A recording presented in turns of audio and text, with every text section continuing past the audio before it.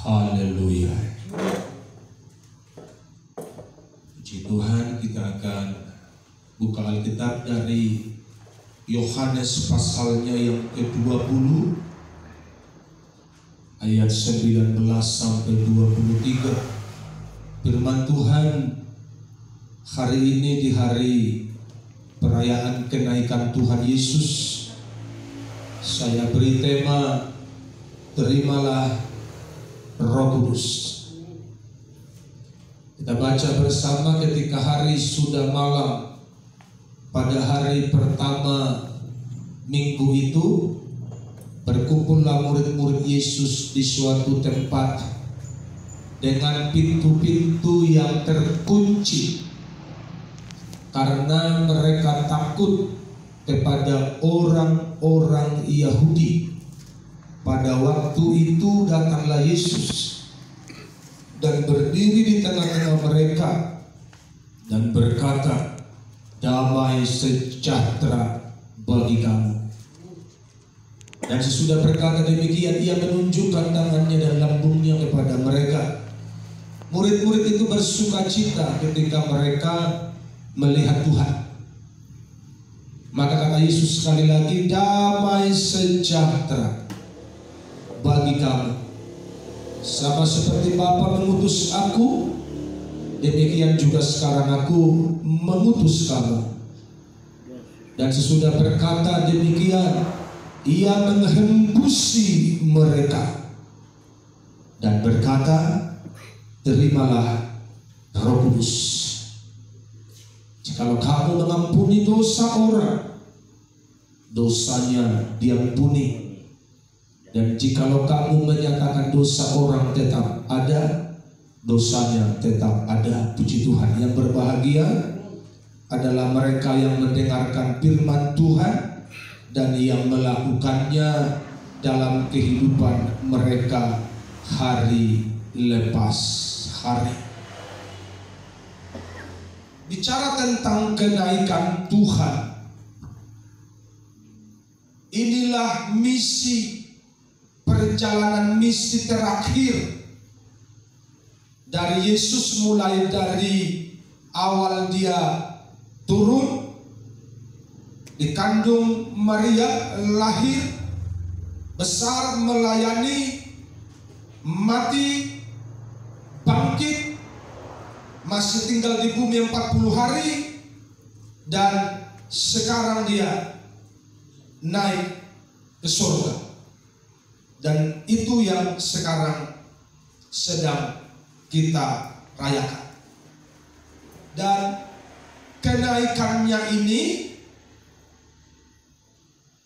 membuka babak baru, membuka dimensi baru bagi gereja Tuhan. Karena setelah kenaikannya ke surga, maka ledakan pertumbuhan gereja terjadi. Ledakan penginjilan terjadi. Murid-murid yang tadinya biasa-biasa menjadi luar biasa. Karena kenaikan Tuhan ke surga membuat Roh Kudus dicurahkan, turun, dan dia bekerja dengan bebas bagi setiap orang yang percaya dan mau terima dengan sungguh-sungguh. Terjadi ledakan-ledakan kegerakan gereja, pertumbuhan gereja, penginjilan di mana-mana terjadi, pelayanan semakin meluas. Yang dimulai dari Yerusalem, Samaria, seluruh Yudea, dan sampai ke ujung bumi, sesuai dengan apa yang tertulis dalam firman Tuhan.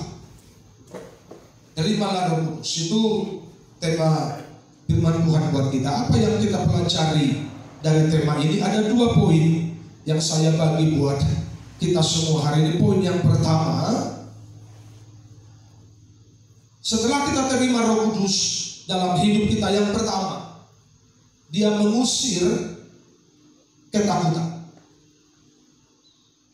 Apalagi dalam konteks hari-hari ini, banyak orang yang mengalami ketakutan. Banyak orang percaya yang mengalami ketakutan. Dunia sedang mengalami ketakutan. Dan itu sepertinya hal yang biasa.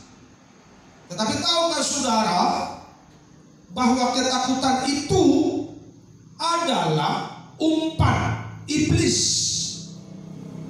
untuk menggeser keyakinan orang percaya kepada Tuhan, sehingga iman mereka menjadi bimbang, keyakinan mereka menjadi tergerus. Kenapa? Karena mereka mengizinkan roh ketakutan itu menguasai hatinya. Dan itu yang sedang dialami para murid waktu itu. Mereka berkumpul di satu tempat. Ayat 19 dikatakan firman Tuhan, ketika hari sudah malam, pada hari pertama minggu itu, berkumpullah murid-murid Yesus di suatu tempat dengan pintu-pintu yang terkunci. Kenapa terkunci? Karena mereka takut kepada orang-orang Yahudi. Makanya Roh Kudus dicurahkan, Roh Kudus diberi buat saudara supaya kau tidak perlu lagi takut. Katakan amin. Ketakutan itu akan tersingkir ketika Roh Kudus menguasai hati kita. Jadi kalau banyak orang percaya hari ini yang mengalami ketakutan, engkau perlu cek hatimu, umat Tuhan. Engkau perlu cek hatimu, gereja Tuhan hari ini. Masih dipenuhi Roh Kudus engkau? Atau jangan-jangan kecemasan dan kekhawatiran yang memenuhi hatimu hari ini? Engkau yang tahu dengan Tuhan. Kalau Roh Kudus berkuasa di hatimu, engkau tidak akan pernah takut terhadap apapun. Amen. Saya kasih tahu, terhadap apapun. Mau terhadap sakit penyakit, mau terhadap kematian, mau terhadap virus COVID sekalipun, engkau tidak perlu takut kalau engkau penuh dengan Roh Kudus. Haleluya. Kalau Roh Kudus menguasai hatimu, engkau tidak perlu takut. Dan karena ketakutan itulah yang menguasai manusia, makanya Tuhan perlu terangkat ke sorga. Untuk apa? Supaya dia mencurahkan rohnya kepada orang percaya, sehingga orang percaya itu bisa bersyukur di tengah-tengah himpitan dan tekanan yang paling berat sekalipun. Makanya ketika Tuhan hadir kepada murid itu, apa yang dia katakan? Damai sejahtera bagi kamu. Haleluya. Jadi kalau kita penuh Roh Kudus, di tengah-tengah kesulitan, di tengah-tengah mara bahaya, di tengah-tengah wabah sekalipun, kita masih memiliki shalom-nya Tuhan, damai sejahtera bagi kamu. Kalau sudah ada damai sejahtera, tidak ada kecemasan. Ada damai sejahtera, tidak ada kekhawatiran. Ada damai sejahtera, tidak ada kebingungan. Yang ada adalah ucapan syukur. Terima kasih Yesus. Terima kasih Yesus. Ku bersyukur hanya bagimu. Terima kasih Yesus. Yang ada hanya terima kasih. Mau lihat kamu siap sama Bapa di surga, karena kebaikannya tidak terukur. Haleluya. Jadi ketakutan itu sirna, kekhawatiran sirna, yang galau sirna, kalau Roh Kudus sudah menguasai hati kita, hidup kita. Katakan amin. Jadi mari kita cross check dulu hati kita. Saudara umat Tuhan yang ada di rumah, cross check dulu hatimu hari ini. Kenapa engkau takut? Kenapa engkau bimbang? Kenapa engkau cemas? WHO sudah bilang kemungkinan virus ini tidak akan hilang. Apa yang mau engkau buat? Engkau mau terus bertahan dengan ketakutanmu. Engkau akan mati cepat, engkau akan mati muda kalau engkau terus dikuasai ketakutan. Haleluya. Jadi apa yang perlu dibuat? Mari kita bangkit hari ini. Mari kita kuasai hidup kita, hati kita hari ini. Dan beri dirimu dipenuhi roh Tuhan hari ini. Supaya ketakutan, kebimbangan, kecemasan itu tersingkir dari hidup kita. Katakan amin. Jadi luar biasa bahagianya kita gereja Tuhan kalau Roh Kudus menguasai hati kita. Haleluya. Haleluya. Ku tidak takut sebab kau besertaku.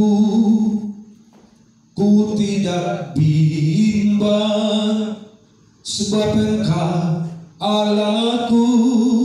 Banyak orang bimbang, banyak orang takut hari ini.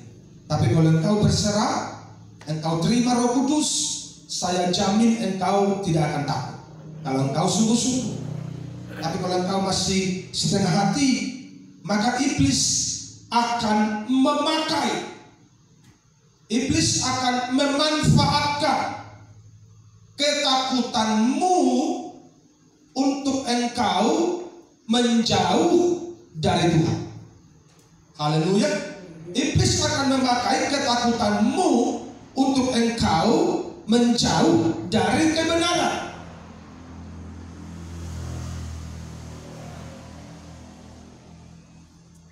Orang yang menerima Roh Kudus tidak lagi mengalami ketakutan. Itu kata firman Tuhan. Jadi bangkitlah gereja Tuhan hari ini. Bangkitlah. Engkau harus berdiri dalam kebenaran, berdiri dalam terang Tuhan. Jangan pernah terperosok. Imanmu harus bangkit, pengiringanmu harus semakin sungguh. Roh Kudus yang menolong engkau untuk bisa melakukannya. Haleluya.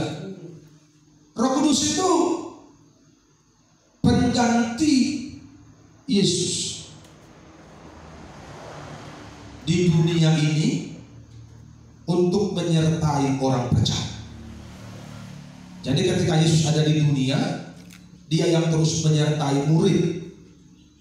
Dan ketika dia terangkat ke surga, maka Tuhan mengirimkan pengganti yang menyertai orang percaya, namanya Roh Kudus. Kalau dulu Tuhan menyertai murid-muridnya, maka kita yang ada di Indonesia ini tidak mungkin ada yang menyertai, karena Yesus cuma satu. Tetapi Roh Kudus, dia bisa bekerja dalam setiap orang yang percaya, karena dia maha hadir. Dia maha hadir, dia maha tahu, dia akan ada di setiap hati orang yang sungguh-sungguh berseru dan berharap kepadanya. Katakan amin. Jadi dia bisa menyertai orang-orang yang ada di Israel, dia menyertai orang-orang yang ada di manapun di seluruh dunia ini, dan dia menyertai saudara dan saya. Itulah alasannya mengapa Yesus naik, supaya di seluruh dunia bisa menikmati kehadiran Tuhan. Supaya Roh Kudus turun dan berdiam dalam diri orang percaya dan menyertainya sampai akhir zaman. Jadi ada Roh Kudus yang menyertai orang percaya sampai akhir zaman. Tapi faktanya orang percaya, orang Kristen, anak Tuhan ngakunya kadang masih lemas-lemas, kadang kurang semangat, kadang kurang gairah mencari Tuhan. Padahal tahu saudara, apa yang saudara miliki, dunia tidak miliki. Engkau punya penolong, engkau punya sahabat, engkau punya Tuhan yang selalu menyertaimu setiap waktu, setiap hari, bahkan sampai dunia kiamat dia menyertai kamu. Harusnya tidak ada lagi ketakutan dalam pribadi orang percaya. Amin. Amin. Haleluya. Apa yang perlu ditakuti? Rasul Paulus bilang, kematian, untung. Itulah masalah.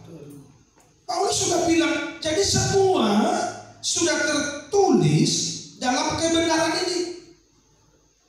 Tidak ada lagi yang perlu kita cemaskan di dalam Tuhan. Karena janji Tuhan itu komplit bagi gereja. Kalau toh kita harus mati, kalau Tuhan izinkan kita mati itu kata Rasul Paulus keuntungan. Haleluya. Kenapa? Banyak orang takut mati. Apalagi kalau yang hartanya banyak. Ketika usahanya sedang berkembang, ketika dia merasa dia masih muda, banyak orang yang merasa takut mati. Padahal Paulus bilang mati itu bagi keuntungan. Dan kalau aku hari ini masih hidup, supaya apa? Supaya aku bekerja memberi buah bagi kerajaan surga. Makanya dikasih Roh Kudus supaya apa? Supaya kita optimal dalam kerajaan Tuhan, melayani pekerjaan Tuhan. Haleluya. Kenapa? Karena kita menjadi pribadi yang berbeda. Dalam poin yang kedua, kita lihat poin yang kedua.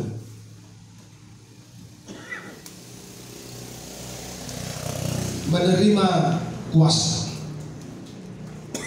Kisah 1 ayat 8 berkata, tetapi kamu akan menerima kuasa kalau Roh Kudus turun ke atas kamu, dan kamu akan menjadi saksiku di Yerusalem, di seluruh Yudea dan Samaria, dan sampai ke ujung bumi.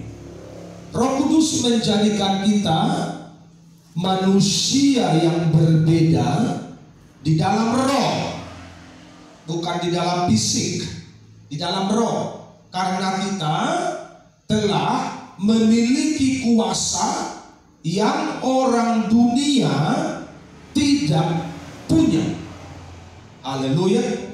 Jadi bedanya anak Tuhan, kita diberi kuasa oleh Tuhan lewat Roh Kudus, sehingga Roh Kudus itu menjadikan kita manusia yang berbeda, manusia lain, manusia yang super secara roh, Makanya kalau orang percaya lemah rohnya, itu perlu dipertanyakan. Haleluya. Kalau orang percaya jatuh bangun, itu perlu dipertanyakan.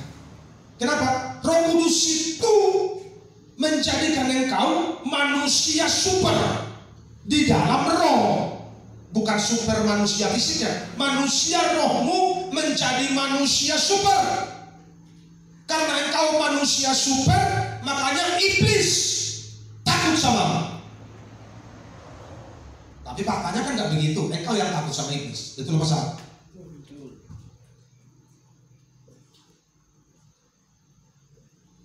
Engkau menerima kuasa. Kuasa itu untuk apa? Kuasa itu untuk mengusir setan. Haleluya. Kuasa itu untuk apa? Menghancurkan pekerjaan iblis.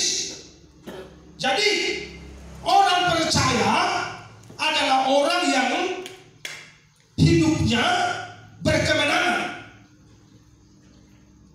Tapi Pak, kami kalah terus. Ya salahnya itu. Haleluya. Kami jatuh bangun terus, Pak, salahnya itu. Kenapa? Karena kebaikan Tuhan. Dia sudah kirim Roh Kudus untuk membantu orang percaya, untuk menolong orang percaya, sehingga tidak ada lagi alasan bagi orang percaya mengatakan aku takut, mengatakan aku khawatir, mengatakan aku tidak mampu. Tidak ada lagi alasan bagi orang percaya mengatakan itu karena setelah Roh Kudus dicurahkan bagimu, engkau menjadi manusia super yang dikuasai Roh Kristus. Haleluya. Dan tidak ada yang mustahil. Luar biasa. Itu janji Tuhan. Kuasa itu yang membuat iblis takut sama kita. Jadi kalau hari ini ada orang-orang percaya yang masih takut sama iblis, engkau perlu cek rohanimu. Engkau perlu cek hubunganmu dengan Tuhan. Engkau perlu cek kekristenanmu, imanmu bertumbuh enggak. Kedekatanmu dengan Tuhan pasti bermasalah. Saya ulangi, kedekatanmu dengan Tuhan pasti bermasalah kalau engkau takut sama setan. Karena kalau orang-orang percaya yang penuh Roh Kudus, sebelum kita datang pun setan sudah lari. Kenapa? Karena setan tidak mau berjumpa sama orang-orang yang penuh Roh Kudus, takut dia. Itulah masalah. Kuasa itu yang memampukan kita hidup dalam kebenaran dan mampu mengalahkan dosa. Jadi kuasa itu yang membuat kita bisa berdiri dalam kebenaran, tidak kompromi dengan dunia, tidak kompromi dengan dosa. Walaupun ada bujukan, ada rayuan, ada godaan-godaan untuk nyolong, untuk korupsi, untuk berdusta supaya kita cepat kaya. Bagi orang yang penuh Roh Kudus, dia tidak akan pernah terbujuk oleh rayuan itu. Kenapa? Karena Roh Kudus memberi dia kemampuan dan kekuatan untuk berdiri di dalam kebenaran. Tapi saya kasih tahu sama saudara, pilihan itu kan ada padamu. Kita diberi kebebasan untuk memilih. Engkau pilih kebenaran atau dosa, engkau yang tahu. Tetapi Tuhan lewat Roh Kudus beri engkau roh, kemampuan, kekuatan untuk bisa mengalahkan dosa. Haleluya. Dan kuasa itu juga yang memampukan kita untuk menjadi saksi dimanapun kita berada. Jadi ketika kita dipenuhi Roh Kudus, hidup kita akan menjadi kesaksian, bukan lagi menjadi sandungan. Katakan amin. Hidup kita menjadi contoh, menjadi teladan, bukan lagi menjadi bahan omongan. Karena perilaku dan kelakuan kita yang menyimpang dari kebenaran. Saudara setuju itu? Dan ini pergumulan gereja hari ini. Ini pergumulan orang percaya hari ini. Kenapa? Karena kelihatan manis pada waktu di gereja, kelihatan cantik pada waktu di kebaktian, kelihatan mulia dan kudus pada waktu bersekutu dengan Tuhan. Tapi di marketplace, di dunia kerja, di pergaulan, di pasar, di sekolah, di bangku kuliah, lu kayak setan. Haleluya. Ini problemnya gereja.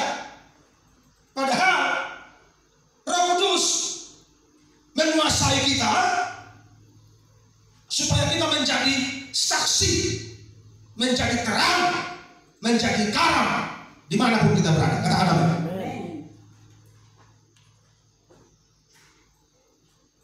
Jadi kalau ada anak Tuhan yang kalau penyembahan dengan serius, semangat, sampai goyang-goyang, apalagi ditambah lagi berbahasa roh, tapi ketika kelakuannya, perilakunya tidak seirama dengan firman Tuhan,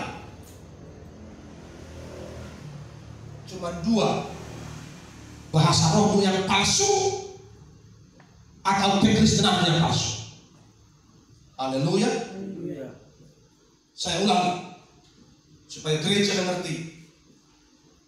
Karena sekarang bahasa roh pun seringkali dibuat orang sebagai bahan ejekan di luar sana yang tidak percaya lagi tentang adanya bahasa roh. Sebagai hamba Tuhan, saya sangat percaya penuh bahasa roh itu dari Tuhan. Jadi kalau ada orang percaya hari ini, ada anak Tuhan hari ini yang kalau penyembahan sampai goyang-goyang berbahasa roh, tapi kelakuannya, perilakunya nggak benar, Ada dua kemungkinan yang terjadi atasmu. Bahasa rohmu yang palsu atau perilakumu, kekristenanmu yang palsu. Haleluya. Kenapa? Kalau engkau penuh Roh Kudus, maka engkau akan kuat hidup dalam kebenaran. Kalau Roh Kudus menguasai engkau akan kuat berkata tidak terhadap perilaku buruk, tidak terhadap dosa, tidak terhadap karakter-karakter yang buruk. Memang karakter tidak bisa disulap. Dalam sekejap begitu kita bertobat, karakter yang tadi amburadul langsung baik, enggak. Tetapi ada perbaikan dari hari ke hari. Makanya Paulus bilang meskipun manusia lahirnya kami semakin merosot, tapi manusia batinnya kami dibaharui dari sehari ke sehari. Jadi karakter kita ini akan semakin diperbaharui menjadi karakter unggul, menjadi karakter super. Kalau Roh Kudus engkau izinkan bekerja dalam kehidupanmu dan engkau dipimpinnya, engkau dikendalikannya, pasti karaktermu akan semakin berubah. Tapi kalau hidupmu suka-suka, hidupmu seenaknya, Roh Kudus kau kesampingkan, maka Kristenmu pun Kristen terserah.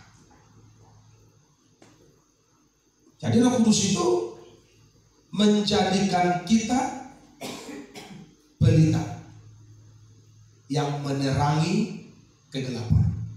Katakan amin. Roh Kudus itu memberi kita kemampuan untuk menjadi saksi dimanapun kita ada. Bukan lagi Kristen yang asal-asalan, bukan lagi Kristen yang amburadul. Kenapa banyak orang hari ini pintar ngomong firman, pintar bersaksi, bahkan pintar berkhotbah, tapi tidak pintar melakukan firman Tuhan karena kekristenannya bersandiwara. Dan orang yang penuh Roh Kudus dan memberi diri dipimpin Roh Kudus tidak mungkin hidup dalam sandiwara. Katakan amin. Kenapa? Karena Roh Kudus itu akan menelanjangi dirinya. Kalau kau dipimpin Roh Kudus, bohong saja pun engkau sudah takut. Berkata-kata yang salah, yang sembrono pun engkau tidak berani. Kenapa? Karena kalau engkau bicara sembrono,